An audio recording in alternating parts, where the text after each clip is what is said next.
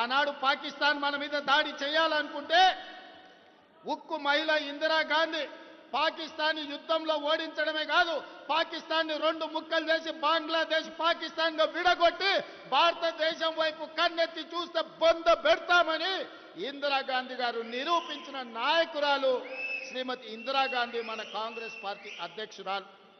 అందుకే ఆనాడు నెక్లెస్ రోడ్లో నేను చెప్పిన, నరేంద్ర మోడీ గారు మీకొకవేళ ఆలోచన లేకపోతే, మీకొకవేళ ఏ విధంగా పాకిస్తాన్ ఓడించాలని అర్థం కాకపోతే ఆనాటి అపరకాలి ఇందిరమ్మను ఆదర్శంగా తీసుకో, ఇందిరమ్మకు దండం పెట్టి బయలుదేరు. ఇందిరమ్మ మహిళా శక్తిగా అపరకాలిగా నీకు అండగా ఉంటుంది. ఇందిరాగాంధీ గారు చూపించిన మార్గంలో నువ్వు పాకిస్తాన్తో యుద్ధం చెయ్యి.